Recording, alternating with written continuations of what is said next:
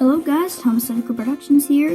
So as you might have known yesterday, we left off at the point where we have made the engine but didn't include the excess parts. Well, now I'm going to show you how to make the excess parts like the dome, the funnel, the piston, the wheels, etc. So yeah, here we go.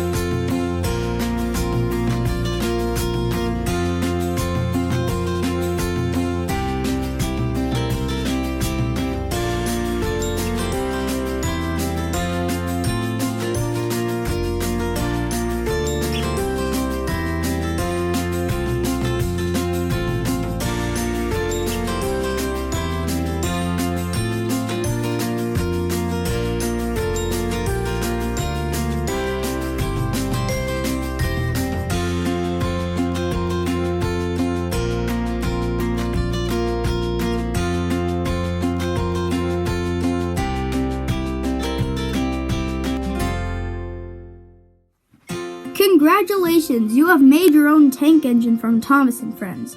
Now before we go, I want to make one little note. Every engine is different, even tank engines are different. So there are some tank engines, unlike this one, where you'll only get to make the cab and a few excess parts over here before you do anything else.